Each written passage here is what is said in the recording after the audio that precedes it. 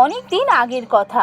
রতন নামে এক কাঠুরিয়া তার পরিবার নিয়ে একটা ছোট্ট গ্রামে থাকতো। রতনের পরিবারে ছিল তার স্ত্রী কমলা আর তার একমাত্র মেয়ে রত্না। জঙ্গলে কাঠ কেটে রতনের খুব বেশি রোজগার হতো না, তাই রতন ছিল খুব গরিব। সে তার মেয়ের ইচ্ছে পূরণ করতে পারত না।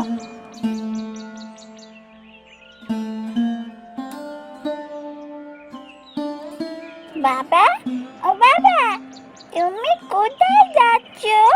এই তো জঙ্গলে যাচ্ছি রে মা। জঙ্গলে? জঙ্গলে তুমি কি করতে যাও? জঙ্গলে জঙ্গলে তো আমি কাঠ কাটতে যাই। জঙ্গলে কাঠ কাটতে কেন যাও বাবা? জঙ্গলে কেন কাঠ কাটি? জঙ্গলে কাঠ না কাটলে আমরা খাওয়া দাওয়া করবো কি করে? জঙ্গলে কাঠ কেটে সেই কাঠ বেচে তবে তো চাল ডাল কিনে আনবো, তারপর মা রান্না করবে, তারপর আমরা খাবো সবাই মিলে। তাই বুঝি? তুমি কাঠ বেচে চাল ডাল কিনে আনবে? বাবা, আমার জন্য একটা জিনিস কিনে আনবে গো। জিনিস? কি কি জিনিস বল, আমি চেষ্টা করব। এই কিছু নয় গো, তুমি যাচ্ছ যেখানে যাও তো। এভাবে কথা বলে দেরি করো না। তুমি যাও, ও কিছু চায়নি। দাঁড়াও না, একবার শুনে নি। তেমন কিছু তো নাও বলতে পারে। কি বলছে শুনি একবার। হ্যাঁ বাবা, মা তো বলতেই দিচ্ছে না।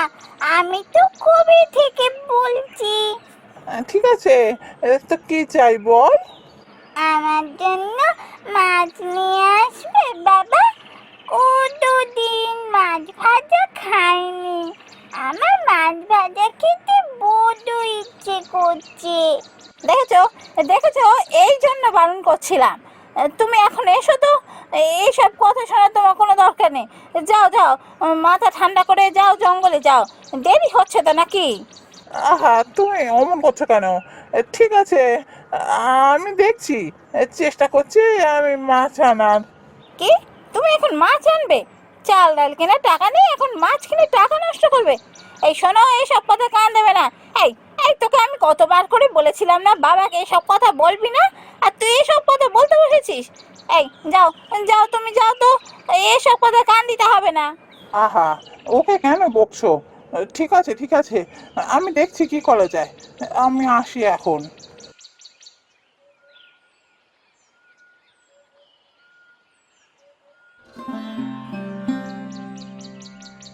রতন মনের দুঃখে জঙ্গলের পথে রওনা হলো। মনে মনে সে ঠিক করলো মাছ সে কিছুদিনের মধ্যে ঠিক কিনে নিয়ে যাবে।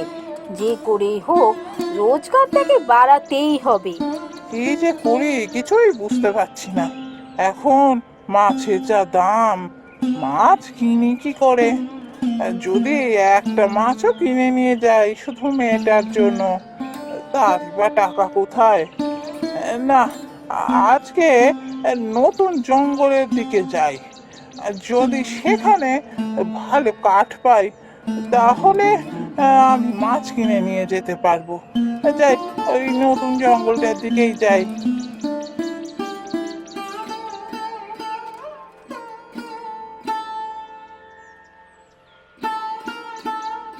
কিন্তু নতুন জঙ্গলে গিয়েও রতন ভালো কাঠ আর পেল না। তাই মনের দুঃখে সে গাছের তলায় বসে রইল। এই নতুন জঙ্গলটাতে এসেও কাঠ আর ভালো পেলাম না। এত চেষ্টা করছি কিন্তু ভালো কাঠ আর পাচ্ছি না। রোজগার কিছুতেই বাড়াতে পারছি না। না না না, আমি আর বাড়ি ফিরে যাব না। আমার আমার দ্বারা কিচ্ছু হবে না। আমি আর বাড়ি ফিরে যাব না। মেয়ে গেলেই আবার মাছের কথা বলবে। আমি কি মুখ নিয়ে মেয়ের কাছে যাব? না না, আমি আর বাড়ি ফিরবো না আজ। রতন, এত দুঃখ করিস না।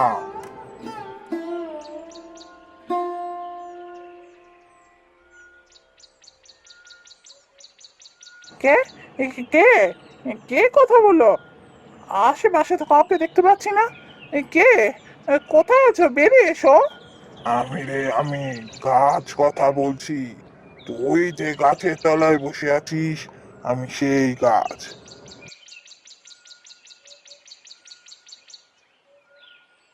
হ্যাঁ, গাছ? গাছ আবার কথা বলে নাকি? ওরে বাবা, এ তো দেখছি অদ্ভুত গাছ। আমাকে যেন মেরো না তুমি। আমি তো কাঠুরিয়া, তাই এসেছি গাছ কাটতে। ওরে বাবা, আমি আর এখানে কখনো আসবো না। আমাকে মেরো না। না রে না, আমি তোকে মারবো না। গাছ কেটে যদিও তুই আমার বন্ধুদের অনেক ক্ষতি করেছিস, কিন্তু তবুও আমি তোকে কোনো শাস্তি দেবো না। কারণ আমি জানি তুই নিরুপায় হয়েই এই কাজ করেছিস। তাই আমি তোকে কিছু দিতে চাই, যাতে তোকে আর জঙ্গলে এসে কাঠ কাটতে না হয়। আমাকে আপনাকে আপনি কি দেবেন যে আমাকে আর কোনোদিনও কাঠই কাটতে হবে না? এই নে, আমি তোকে এই চাকাটা দিলাম। এই চাকাটা তোর ভাগ্য পরিবর্তন করবে। তোকে আর কোনোদিনও কাঠ কাটতে হবে না। হ্যাঁ, এ তো কুমোরের চাকা। আমি আমি তো কোনোদিনও মাটির জিনিস তৈরি করিনি। আমি ওসব পারি না। এ চাকা নিয়ে আমি কি করব? চাকা নিয়ে বাড়ি ফিরে যা, সব বুঝতে পারবি, সঠিক সময় সব বুঝবি।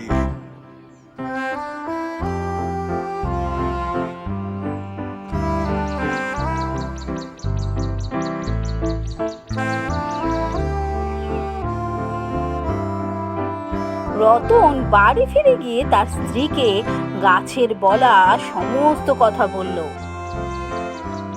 দেখো, গাছ কি তোমায় শুধু শুধু মিছে কথা বলবে? মনে তো হয় না। কিন্তু আমি এই চাকা নিয়ে কি করবো বলো দেখি? আমি কোনোদিন মাটির জিনিস তৈরি করেছি নাকি যে আমি এই চাকাতে মাটির জিনিস তৈরি করে বেচবো? আমি বলি কি, গাছ তো তোমায় এই চাকাটা দিয়েছে। তুমি এক কাজ করো, চাকার সামনে হাত জোর করে বসে তোমার সমস্ত দুঃখের কথা বলো। তারপর দেখোই না কি হয়। খারাপ কিছু হবে বলে তো মনে হয় না। হতে পারে কিছুই হলো না। যাই হোক, করেই দেখো না, যদি কিছু হয়। আর কি করার আছে বলো, তাই করি। দেখা যাক যদি কিছু হয়। মাটির হাঁড়ি কলসি তো আর আমার দ্বারা হবে না তৈরি করা।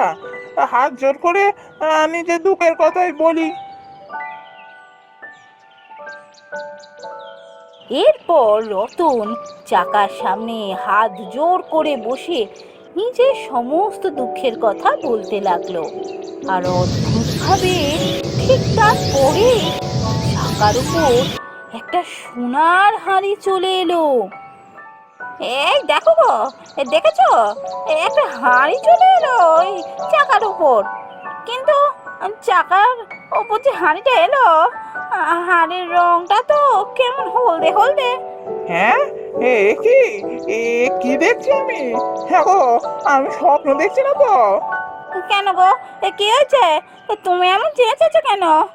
এই হলদেটে মার্কা এই হাঁড়িটা কি? কিসের হাঁড়ি এটা? মাটির হাঁড়ি তো দেখে মনে হচ্ছে না। মাটির রং তো নয়। না গো না, এটা মাটির হাঁড়ি নয়, এটা সোনার হাঁড়ি। একটা সোনার হাঁড়ি জাদু হয়ে চলে এসেছে আমাদের কাছে। হ্যাঁ, তুমি কি বলছো গো? হ্যাঁ গো, তোমার মাথা ঠিক আছে তো? সোনার হাঁড়ি? হ্যাঁ গো, এই সোনার হাঁড়ি সত্যি বলছো? হ্যাঁ গো হ্যাঁ, আমি চিনতে ভুল করিনি। এটা সোনার হাঁড়ি। আমাদের আর কোনো কষ্ট রইলো না গো, আমাদের দিন ফিরে গেছে। হ্যাঁ গো, ঠিক বলেছো। যাও যাও যাও, একে হাঁড়ি নিয়ে গিয়ে দোকানে বেচে এসো। আর যে টাকা পাবে তা দিয়ে ভালো করে বাজার করবে। মাছ, মাংস, ডিম সব আনবে। আজ ভালো করে রান্না করব, তিনজনে পেট ভরে খাবো। কতদিন ভালো করে খাই না। মিষ্টিও আনবে, হ্যাঁ, সব রকম মিষ্টি নিয়ে আসবে। হ্যাঁ গো হ্যাঁ, তার বলতে আমি চললাম, বুঝলে, হাঁড়ি নিয়ে চললাম। রতন সেই সোনার হাঁড়ি নিয়ে গেল গ্রামের এক সোনার দোকানে।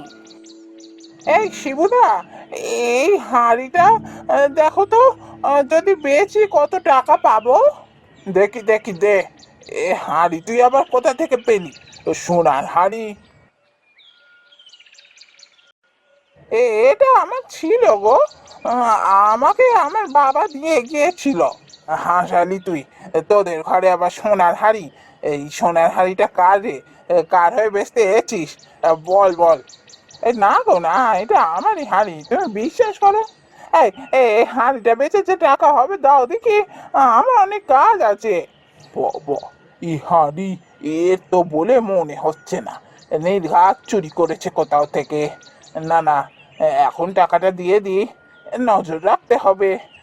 সেরকম কিছু জানতে পারলে হুজুরকে গিয়ে জানাতে হবে এ নির্ঘাত চুরি করেছে।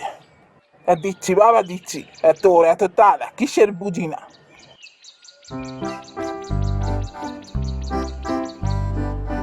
এরপর রতন বাজার থেকে ভালো মতো বাজার করে বাড়ি ফিরল।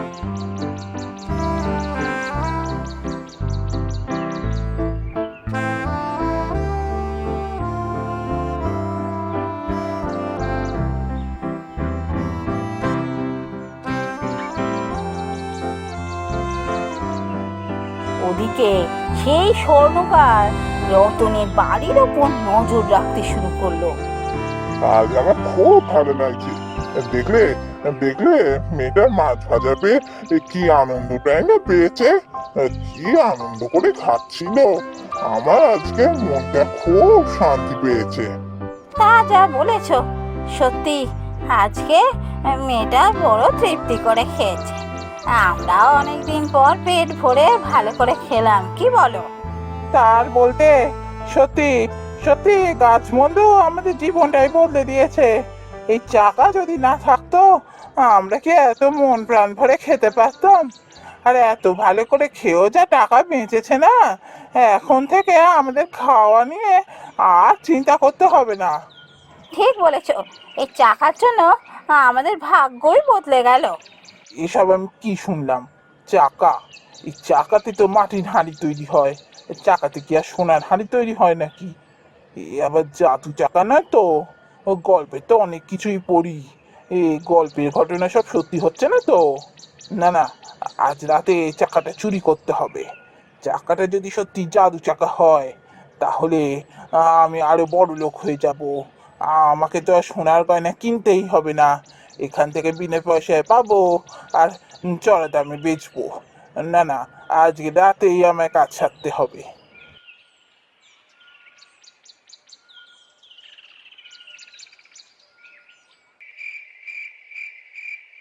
সেই দিন রাতে স্বর্ণকার গেল সেই চাকা চুরি করতে।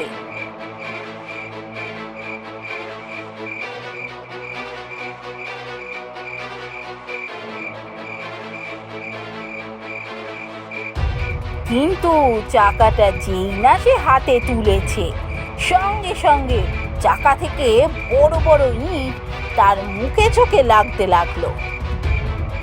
ও বাবা, ওরে বাবা রে, এ কি কি চাকা রে বাবা? হাতিতে এমন বড় বড় ইন্ডাস্ট্রি শুরু করলো। ওরে বাবা রে, এবার তো আমি মরে যাবো।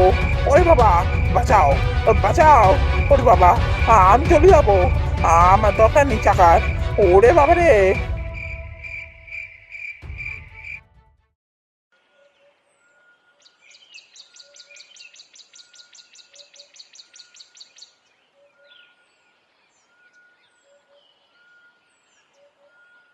একই শিবুদা এখানে এভাবে পড়ে আছে কেন? দেখে তো মনে হচ্ছে অজ্ঞান হয়ে গেছে। চাকাটা শিবুদার পাশেই পড়ে আছে দেখছি। কি ব্যাপার হলো? বউ, ও বউ, শুনছো? একবার দেখো তো।